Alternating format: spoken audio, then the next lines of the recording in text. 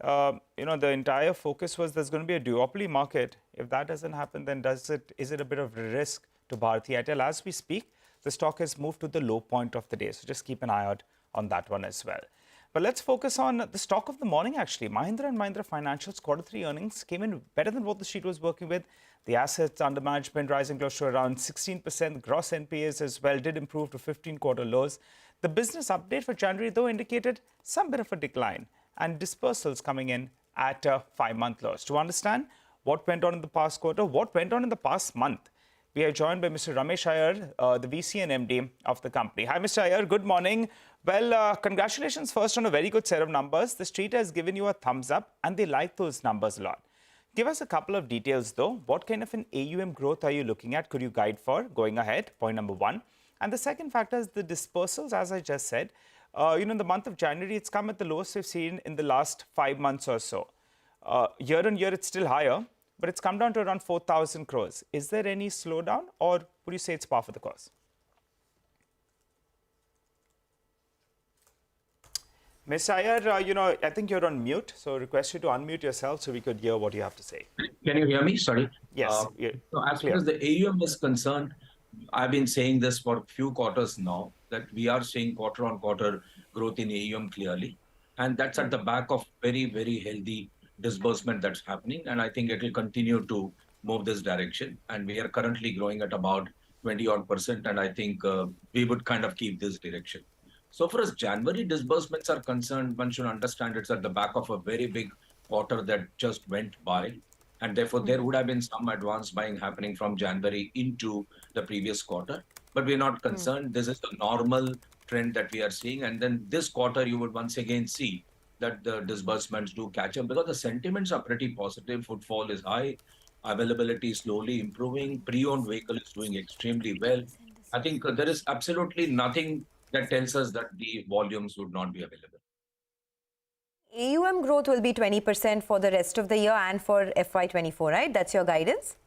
That's right. We think that going forward, maintaining this kind of a disbursement growth, as again, I'm repeating, the sentiments are very, very positive. Okay. So when you say sentiments are very positive, can you tell us what are the pockets that are seeing maximum amount of traction now? Because, earlier it was largely government capex that was undergoing. Now there is a pickup in private capex as well. So from the segments that you cater to, where are you seeing maximum growth come through?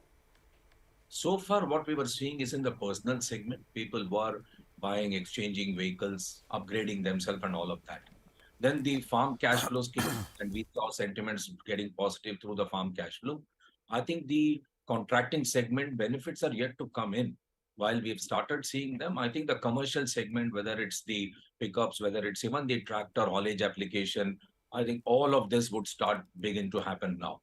So I think it's all three segments. We just saw the personal segment, then we saw the agri segment, and now we would see the contracting segment.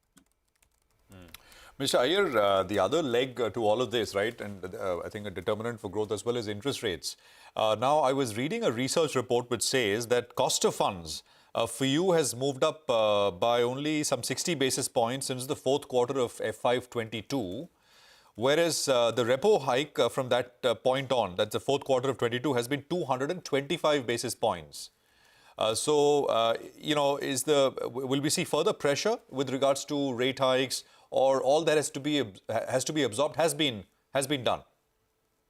No, so clearly we are a well-matched ALM company, and therefore there was no hurry to immediately change our liability. Only as and when the liability mature that we will need to kind of borrow fresh, and that comes with some new rate.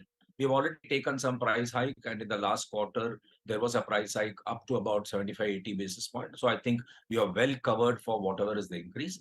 Our belief, though, is that in next 2 or 3 quarters, maybe post-festival, you would start seeing the interest rates come down. So we don't see any pressure on the NIMs to the extent that we need to cover, we already done.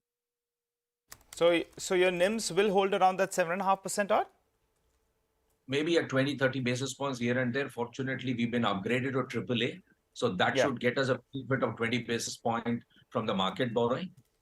So I think fairly around this NIMs, maybe a 20 basis point here or there could happen. And that could happen maybe also because of the product mix change and not necessarily because of the borrowing cost pressure.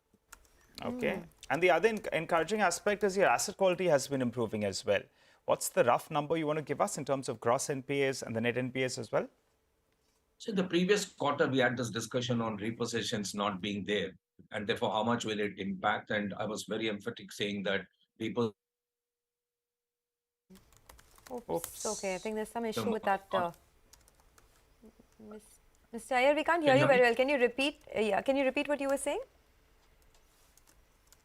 No, I was saying that repossessions in the previous quarter wasn't there because of the limitations imposed on us. That's been opened up, and we would definitely resort to repossessions from such defaulting customers who not been paying for long or who have no ability to pay and want to probably surrender the asset. That should further help improve the asset quality for sure.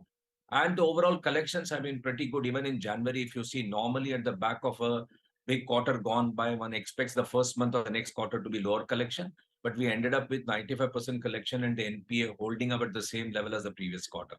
So put these two together, clearly we would see declining trend. I may not want to put a number, but definitely one would see a declining trend. Okay. And, on your housing subsidiary, I wanted to understand that there is quite a bit of pain that you're seeing over there. The loan book has shrunk, the asset quality has deteriorated. Why is that, and what's the outlook now? So it's a business that we experimented. We went into deep rural. We did, room addition, room expansion. It is not a whole house construction loan. And we realized that when there is a pain in the market, it's very difficult probably for those segment of customer to come back. So to that extent, there has been a pressure. We are now changing the mix of the book. We have got into affordable high-end customer in rural as well as into affordable housing. These two will put together, the book will change to 50% from affordable housing and 50 from the rural. And then you would start seeing change in both the color of the book as well as the growth of the book beginning to happen. And that's our clear strategy for the next 3 years from here.